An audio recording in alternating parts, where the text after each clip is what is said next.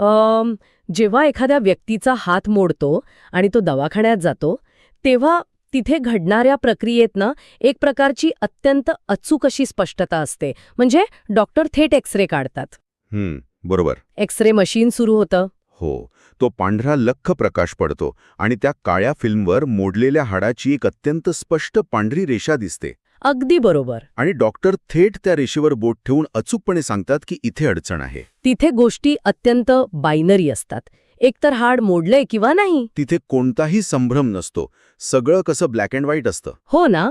आणि मानवी मेंदूला ही स्पष्टता खूप दिलासा देणारी वाटते. कारण आपल्याला गोष्टी डोळ्यांनी स्पष्ट दिसणाऱ्या आणि मोजता येणाऱ्या असाव्यात असंच वाटत असतं. पण कसं आहे, जेव्हा आपण ह्याच मानवी मेंदूला घेऊन व्यवसाय, ग्राहकांचं मानसशास्त्र आणि विक्रीच्या जगात पाऊल ठेवतो ना, तेव्हा सगळं गणितच बदलतं. अगदी, तेव्हा हे एक्स-रे मशीन पूर्णपणे कुचकामी ठरतं. कारण तिथे समस्या आणि त्यावरचा उपाय इतका स्पष्ट नसतो. हे क्षेत्र म्हणजे एका अत्यंत धुसर आणि गुंतागुंतीच्या इकोसिस्टीमचं उदाहरण आहे. नक्कीच. जिथे ग्राहकाच्या गरजा, त्याच्या भावना आणि बाजारातील स्पर्धा या सर्व गोष्टी एकमेकांत अत्यंत वाईट पद्धतीने गुंतलेल्या असतात. हो, आणि म्हणूनच या अस्पष्ट जगाला एका अतिशय स्पष्ट आणि व्यावहारिक चौकटीत बसवणं गरजेचं असतं. आणि याचसाठी आज आपण या सखोल चर्चेत एका विलक्षण संकल्पनेचं विश्लेषण करणार आहोत. ॲलेक्स हौमोझी यांच्या $100 मिलियन ऑफर्स या पुस्तकातील मूळ गाभा आज आपण डिकोड करणार आहोत. हे पुस्तक म्हणजे या विषयातलं एक मास्टरपीस आहे. हो. आणि आजचं आपलं मुख्य उद्दिष्ट हे आहे की व्यवसाय किंवा फ्रीलान्सिंगमध्ये ग्राहकाला ज्याला नाही म्हणताच येणार नाही अशी ग्रँड स्लॅम ऑफर कशी तयार करावी यामागील संपूर्ण मानसशास्त्र समजून घेणं. श्रोत्यांसाठी हे अत्यंत फायद्याचं ठरणार आहे, कारण विक्रीच्या कोणत्याही तंत्रांकडे वळण्यापूर्वी मूळ पाया समजून घेणं आवश्यक आहे. आणि तो पाया म्हणजे उत्पादन आणि ऑफर या दोन गोष्टींमधला फरक. मला वाटतं बरेचदा लोक या दोन्ही गोष्टींना एकच समजण्याची मोठी गल्लत करतात. हाच तो सर्वात मोठा गैरसमज आहे जो अनेक उत्तम व्यवसायांना संपवतो. बघा, उत्पादनाची व्याख्या खूप साधी आहे. उत्पादन म्हणजे ती वस्तू किंवा सेवा जी तुम्ही तयार केली आहे. म्हणजे फक्त तो प्रॉडक्ट. हो, पण ग्रँड स्लॅम ऑफर ही केवळ एखादी वस्तू देण्यापुरती मर्यादित नसते. ती ग्राहकाच्या समस्येवरील एक संपूर्ण उपाय असते. लोक कधीच केवळ उत्पादन खरेदी करत नाहीत, तर ते त्यांच्या आयुष्यातील एका विशिष्ट समस्येवर उपाय शोधत असतात. मूल्य किंवा ज्याला आपण व्हॅल्यू म्हणतो, ती किमतीतून नाही तर परिणामांतून निर्माण होते. हे समजून घेण्यासाठी ना आपण एका अगदी दैनंदिन उदाहरणाचं विश्लेषण करूया. समजा एखाद्या व्यक्तीने जिमची वार्षिक मेंबरशिप घेतली. खूप चांगलं उदाहरण आहे. तर ती व्यक्ती दर महिन्याला हजारो रुपये फक्त एका लोखंडाच्या मशीनवर वजन उचलण्यासाठी किंवा त्या ट्रेडमिलवर पळण्यासाठी देत नसते. अजिबात नाही. जर आपण मानसशास्त्रीय दृष्टिकोनातून पाहिलं तर ती व्यक्ती खऱ्या अर्थाने काय खरेदी करत असते? ती व्यक्ती आरशात पाहिल्यावर मिळणारा तो आत्मविश्वास खरेदी करत असते. अगदी बरोबर. जुने आणि आवडते कपडे पुन्हा अंगात बसल्यावर मिळणारा आनंद. हो ना. समाजात वावरताना मिळणारी एक नवी ओळख. म्हणजे जिमची उपकरणं हे केवळ उत्पादन झालं. पण तो मिळणारा आत्मविश्वास हा तो परिणाम आहे, ज्यासाठी प्रत्यक्षात पैसे दिले जातात. आणि तिथेच भावनांचा संबंध येतो. म्हणजे लोक तर्काने निर्णय घेत नाहीत का? तसं पाहिलं तर नाही. ग्राहक कधीच तर्काने निर्णय घेत नाहीत. ते नेहमी भावनांनी निर्णय घेतात आणि नंतर तर्काने त्या निर्णयाचं समर्थन करतात. अरे वा, हे खूपच भारी आहे. म्हणजे आधी भावनेच्या भरात खरेदी करायची आणि मग स्वतःलाच पटवून द्यायचं की हा निर्णय कसा योग्य होता. अगदी असंच होतं. जेव्हा एखाद्या व्यक्तीला कोणतीही वेदना असते, मग ती शारीरिक असो जशी की पाठदुखी, किंवा मानसिक असो जसं की एकटेपणा, किंवा आर्थिक तोटा असो. हो, ती वेदना त्या व्यक्तीमध्ये त्वरित कृती करण्याची एक भयानक गरज किंवा अर्जन्सी निर्माण करते. एक सामान्य ऑफर फक्त एवढंच सांगते की आमच्याकडे ही अद्ययावत जिमची उपकरणं आहेत. पण एक ग्रँड स्लॅम ऑफर थेट त्या वेदनेवर बोट ठेवते आणि म्हणते की पुढील 90 दिवसांत तुमचा गमावलेला आत्मविश्वास आम्ही परत मिळवून देऊ. बरोबर. आणि त्यासाठी लागणारा डाएट प्लॅन, वैयक्तिक मार्गदर्शन हे सर्व आम्ही पुरवू. हा झाला एक संपूर्ण उपाय. पण एक सेकंड, इथे मला एक खूप मोठा आणि व्यावहारिक प्रश्न विचारायचा आहे. विचारा. जर एखाद्या इंजिनियरने खरोखरच जागतिक दर्जाचं उत्पादन बनवलं असेल, वर्षानुवर्ष संशोधन करून भरपूर मेहनत घेऊन ते साकारलं असेल, तर त्या उत्पादनाचा दर्जा स्वतःची जाहिरात का करत नाही? म्हणजे ऑफर या शब्दावर एवढी ऊर्जा खर्च करण्याची गरजच काय? गोष्ट चांगली असेल तर लोक आपोआप शोधून घेतील ना? हा विचार आदर्श जगात अगदी योग्य वाटतो. म्हणजे जुन्या काळात असं चालायचं. पण वास्तवात आपण एका अशा जगात जगत आहोत जिथे ग्राहकाचं लक्ष वेधून घेण्यासाठी हजारो गोष्टी एकाच वेळी स्पर्धा करत आहेत. हे मात्र खरंय.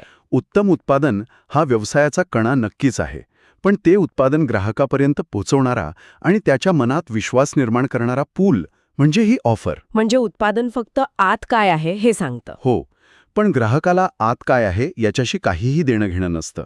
त्याला फक्त एका प्रश्नाचं उत्तर हवं असतं, यातून माझा कोणता फायदा होणार आहे, किंवा माझी आजची डोकेदुखी यामुळे कशी थांबणार आहे. अगदी बरोबर. तुमचं उत्पादन कितीही उत्तम असलं तरी जोपर्यंत तुम्ही एका भक्कम ऑफरद्वारे ग्राहकाला हे पटवून देत नाही की हे त्याची वेदना कशी दूर करणार आहे, तोपर्यंत तो खिशातून 1 रुपयाही काढणार नाही. अजिबात नाही. हे ऐकल्यानंतर चित्र खूप स्पष्ट होतंय. लोक उपायासाठी पैसे देतात, पण मग तो ग्राहक त्या उपायाचं मूल्य कसं ठरवतो? हा खूप महत्वाचा भाग आहे. म्हणजे एखाद्या गोष्टीसाठी 100 रुपये द्यायचे की 1,00,000 रुपये, हे गणित त्याच्या मेंदूत कसं जुळतं? हे मोजण्यासाठी आपल्याला या चर्चेतील सर्वात महत्त्वपूर्ण अशा व्हॅल्यू इक्वेशनचं म्हणजेच मूल्याच्या समीकरणाचं विश्लेषण करावं लागेल. म्हणजे हे समीकरण खऱ्या अर्थाने या रणनीतीचा आत्मा आहे असं म्हणता येईल? नक्कीच. मानवी मेंदू व्हॅल्यू कशी मोजतो याचे 4 मुख्य घटक ॲलेक्स यांनी अत्यंत अचूकपणे मांडले आहेत. या समीकरणाची वरची बाजू आणि खालची बाजू अशा 2 पातळ्या आहेत. बरं, वरच्या बाजूला काय असतं? वरच्या बाजूचा पहिला घटक आहे ड्रीम आउटकम, म्हणजेच ग्राहकाचं अंतिम स्वप्न. तो नक्की कोणत्या परिस्थितीची कल्पना करत आहे. आणि दुसरा घटक आहे यश मिळण्याची खात्री किंवा परसिव्ड लाईकलीहुड ऑफ अचीव्हमेंट. म्हणजे केवळ स्वप्न दाखवून चालत नाही, ग्राहकाला हा विश्वास वाटला पाहिजे की ह्या उत्पादनामुळे तो खरोखरच तिथे पोहोचेल. अगदी बरोबर. म्हणजे तुम्ही करोडपती व्हाल असं सांगणं हा ड्रीम आउटकम झाला. पण तो मिळण्याची शक्यता जर शून्यात असेल तर त्या आश्वासनाला काहीच अर्थ उरत नाही. शून्य अर्थ.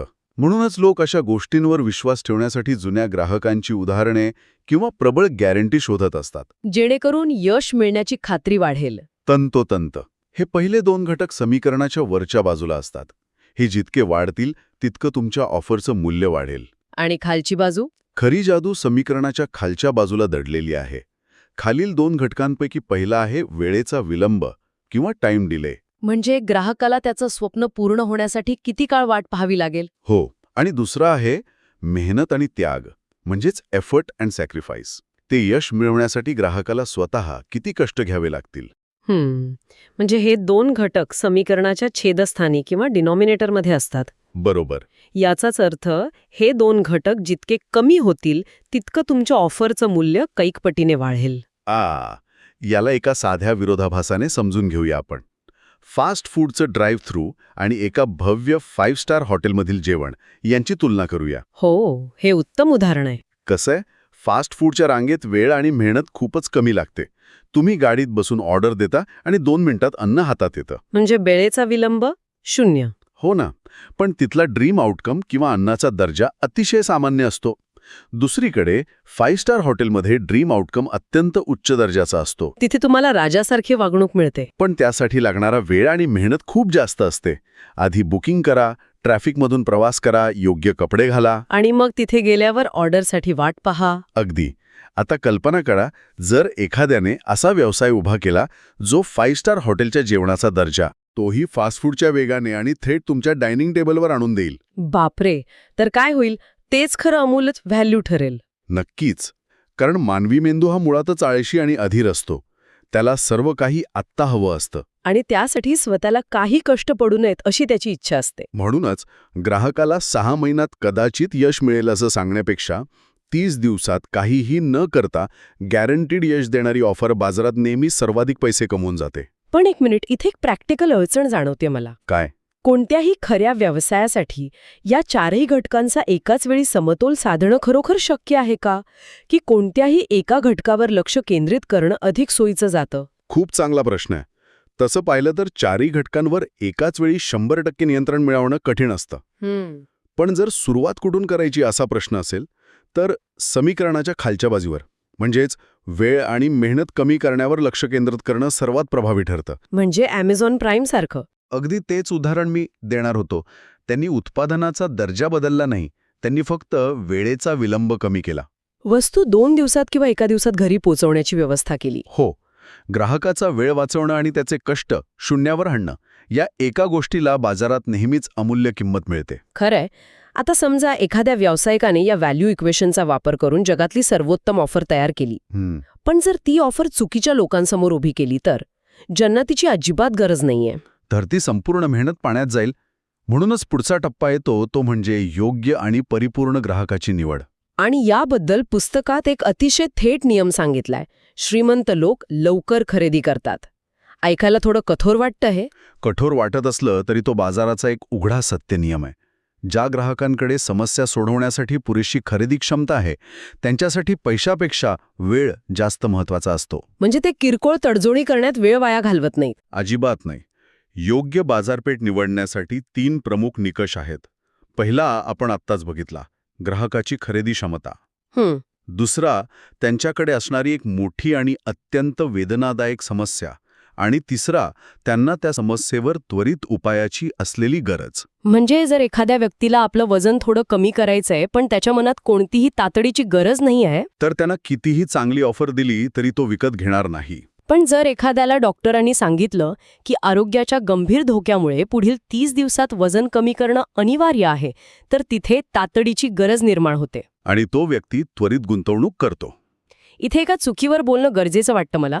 अनेकदा नवीन लोक अत्यंत आत्मविश्वासाने म्हणतात, माझं उत्पादन जगातील प्रत्येकासाठी आहे. अरे बापरे, ही तर सर्वात मोठी चूक.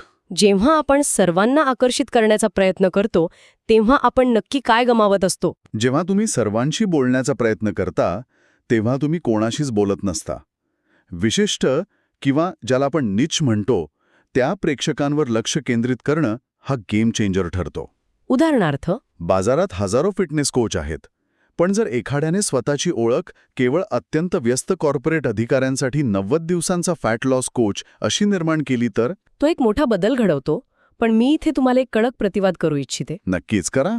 जेव्हा एखादा व्यावसायिक स्वतःचा ग्राहक वर्ग इतका मर्यादित करतो तेव्हा तो मोठ्या बाजारपेठेतील इतर हजारो ग्राहकांना आणि मिळणाऱ्या प्रचंड पैशाला कायमचं गमावून बसत नाही का? हा धोका नाहीये? वरवर पाहता हा धोका वाटू शकतो, पण अर्थशास्त्राच्या आणि मानसशास्त्राच्या नियमांनुसार वास्तव्याच्या अगदी उलट आहे. कसं काय? जेव्हा एखादी व्यक्ती एखाद्या विशिष्ट गटावर लक्ष केंद्रित करते तेव्हा ती त्या गटात स्वतःची एक मक्तेदारी किंवा मनोपॉली निर्माण करते. समजा तुम्हाला हृदयाचा गंभीर आजार असेल तर तुम्ही सामान्य डॉक्टरकडे जाल की तज्ज्ञ कार्डिओलॉजिस्टकडे? साहजिकच कार्डिओलॉजिस्टकडे. आणि तो सांगेल ती फी मी देईन.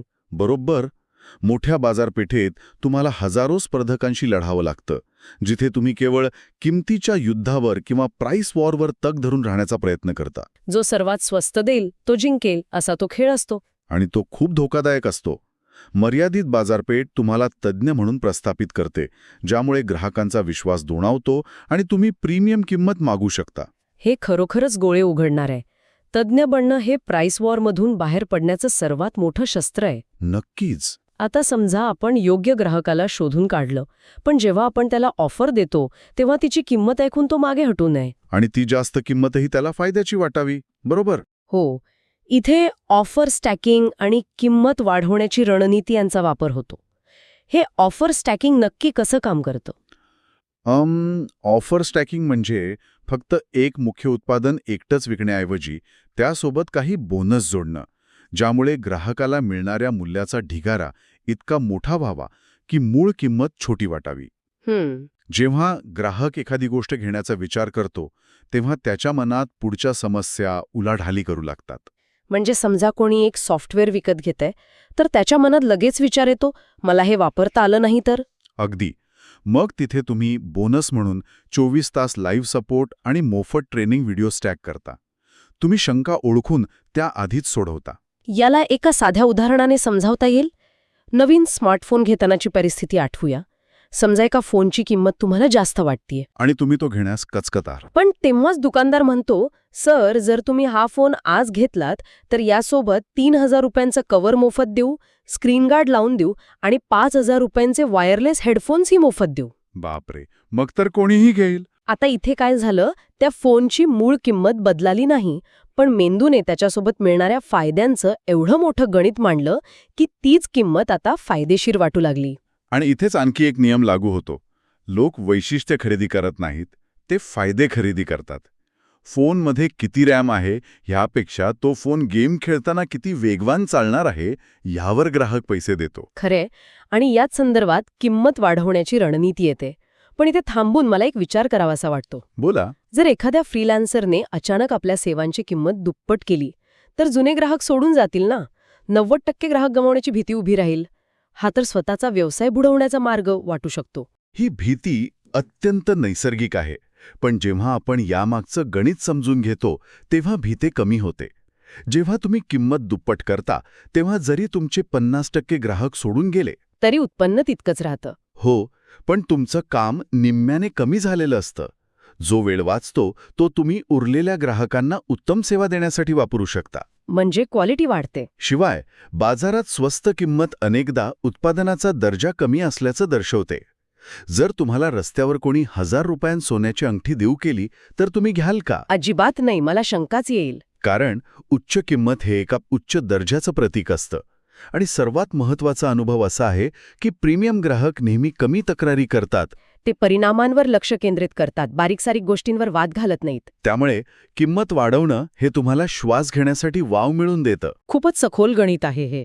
आता आपण पुढच्या कळीच्या टप्प्याकडे येऊया. ऑफर जबरदस्त स्टॅक केली आहे, मूल्य जास्त आहे, योग्य ग्राहक समोर आहे, सगळं जुळून आलंय. पण तरीही प्रत्यक्ष क्रेडिट कार्ड काढताना ग्राहकाच्या मनात एक शेवटची भीती असते, माझे पैसे वाया गेले तर. हा अडथळा कसा नष्ट करायचा? हा शेवटचा अडथळा पार करण्यासाठी 3 शस्त्रांचा वापर केला जातो. रिस्क रिव्हर्सल, दुर्मिळता आणि तातडी. रिस्क रिव्हर्सल म्हणजे नुकसानीची भीती काढून टाकणं आणि ती जोखीम स्वतःच्या खांद्यावर घेणं, ज्याला आपण गॅरंटी म्हणतो. 30 दिवसात परिणाम दिसले नाहीत तर 100% पैसे परत. जेव्हा ग्राहकाला वाटतं की गमावण्यासारखं काहीच नाही, तेव्हा निर्णय सोपा होतो. पण तरीही लोक निर्णय पुढे ढकलतात. उद्या बघू असा विचार करतात. म्हणूनच दुर्मिळता आणि तातडीचा वापर करणं गरजेचं असतं ना. बरोबर. मानवी मेंदू काहीतरी मिळवण्याच्या आनंदापेक्षा काहीतरी हातातून निसटून जाण्याच्या भीतीने जास्त वेगाने कृती करतो. यालाच फोमो किंवा फिअर ऑफ मिसिंग आउट म्हणतात. म्हणजे जेव्हा तुम्ही सांगता की फक्त 50 सीट शिल्लक आहेत, ती झाली दुर्मिळता. आणि जेव्हा म्हणता ऑफर आज मध्यरात्री संपेल, ती झाली तातडी. हे अगदी एखाद्या ॲक्शन चित्रपटामध्ये असल्यासारखं आहे. हिरो एका बॉम्बसमोर उभा असतो. जर वेळ असेल तर तो आरामात विचार करेल. पण घड्याळ टिकटिक करत शेवटचे 10 सेकंद दाखवू लागले की घाम गळू लागतो आणि तो त्वरित तार कापतो. ती अर्जन्सी ग्राहकाला कृती करायला भाग पाडते. पण एक गंभीर प्रश्न आहे माझा. विचारा. 100% मनीबॅक गॅरंटी दिली तर लोक गैरफायदा घेणार नाहीत का? मोफत गोष्टींसाठी रिफंड मागतील. व्यवसायाने स्वतःचं संरक्षण कसं करावं? हा प्रश्न प्रत्येकाला सतावतो. पण आकडेवारी वेगळंच सत्य सांगते. गैरफायदा घेणाऱ्या लोकांची संख्या अत्यंत नगण्य असते, कदाचित 1 किंवा 2%. फक्त एवढेच? हो. या मजबूत गॅरंटीमुळे ग्राहकांचा जो प्रचंड विश्वास निर्माण होतो आणि त्यामुळे जी विक्री वाढते ती या नगण्य रिफंडच्या तुलनेत कैक पटीने मोठी असते. तुम्ही 2% लबाड लोकांसाठी 98% चांगल्या ग्राहकांना गमावू शकत नाही. खरंय. आणि यात सर्वात महत्त्वाची अट म्हणजे तुमची दुर्मिळता आणि तातडी 100% खरी असावी. आज रात्री संपेल सांगून उद्या पुन्हा तीच ऑफर दाखवली तर विश्वास कायमचा तुटतो. प्रामाणिकपणा हाच पाया आहे. अत्यंत मौल्यवान दृष्टिकोन आहे हा. आता आपण वाढीच्या इंजिनकडे येऊया. लीड्स, सेल्स आणि स्केलिंग. एक परिपूर्ण ग्रँड स्लॅम ऑफर तयार आहे, पण चक्र सुरू ठेवण्यासाठी सतत नवीन लोक कसे आणायचे? व्यवसायाला सतत नवीन ग्राहकांची गरज असते, ज्याला लीड जनरेशन म्हणतात. याचा सर्वात प्रभावी मार्ग म्हणजे पैसे मागण्याआधी विनामूल्य मूल्य किंवा फ्री व्हॅल्यू देणं. योग्य हुक्स वापरून लक्ष वेधून घेणं. तुम्ही समस्येचा एक छोटा भाग मोफत सोडून देता, ज्यामुळे विश्वास बसतो. मला हे सुपरमार्केटमधल्या रणनीतीसारखं वाटतंय. कसं काय? तुम्ही किराणा दुकानातनं चालत असता आणि एका चीजच्या काउंटरवरून जाताना प्रतिनिधी तुम्हाला एका टूथपिकवर चीजचा एक छोटा तुकडा मोफत खायला देतो. हां, बरोबर. तो तुकडा इतकाच चविष्ट असतो की मेंदूत लगेच रसायन स्रवतं आणि तुम्हाला संपूर्ण पॅकेट घेण्याची तीव्र इच्छा होते. तुम्ही आधी थोडासा फायदा देता आणि मग ग्राहक विचारतो, अजून काय आहे? अगदी समर्पक. आणि एकदा का तो ग्राहक बोलायला लागला की पुढची पायरी असते सेल्स कन्व्हर्जन. अनेकांना वाटतं सेल्स म्हणजे दबाव टाकणं, पण खरे सेल्स एक प्रकारचं निदान किंवा डायग्नोसिस आहे. म्हणजे ग्राहकाला वाटलं पाहिजे की कोणीतरी त्याला समजून घेतंय. म्हणूनच उत्तम विक्रेता जास्त बोलण्यापेक्षा भेदक प्रश्न विचारतो आणि ग्राहकालाच त्याची समस्या बोलून दाखवायला लावतो. आणि यानंतर येते ती स्केलिंगची पातळी. होय, स्केलिंग म्हणजे व्यवसाय मालकाच्या उपस्थितीवर अवलंबून न ठेवणं. मालक सुट्टीवर गेला तरी व्यवसाय वाढला पाहिजे, यासाठी भक्कम यंत्रणा किंवा सिस्टम्स हव्यात. कामं इतरांवर सोपवणं आणि डेटा पाहून निर्णय घेणं. पण माझी एक शंका आहे. काय? सगळी कामं सिस्टीमवर सोपवली, ऑटोमेट केली, तर तो पर्सनल टच हरवणार नाही का? ग्राहक लोकांशी जोडले जातात, सिस्टीमशी नाही. हा अतिशय महत्त्वाचा मुद्दा आहे. पण इथे एक बारीक रेषा आहे. सिस्टम बनवणं म्हणजे ग्राहकाला रोबोटसारखी वागणूक देणं असं होत नाही. मग काय? सिस्टीमचा अर्थ आहे की सेवेचा दर्जा सातत्यपूर्ण राहील याची खात्री करणं. जेव्हा मालक रोजच्या ईमेल्सच्या जाळ्यातून मुक्त होतो, तेव्हाच तो ग्राहकांशी थेट संवाद साधण्यासाठी वेळ काढू शकतो. पर्सनल टच संवादात असावा, प्रक्रियेत नाही. पर्सनल टच संवादात असावा, प्रक्रियेत नाही. हे खूपच भारी सूत्र आहे. आता आपण या प्रदीर्घ विश्लेषणाच्या अंतिम भागाकडे वळतोय. सगळी रणनीती पाहिली, पण या सर्वांमागे असणारी मानसिकता भक्कम हवी ना? खऱ्या अर्थाने हाच पाया आहे. याला $1,000,000 माइंडसेट म्हणतात. पहिला नियम, सबबी ना सांगणं. लोक परिपूर्ण वेळेची वाट पाहत बसतात. कॅमेरा चांगला आला की व्हिडिओ बनवेन, सगळं नीट झालं की ऑफर आणीन. पण जे लोक यश मिळवतात ते अपूर्ण परिस्थितीत सुरुवात करतात.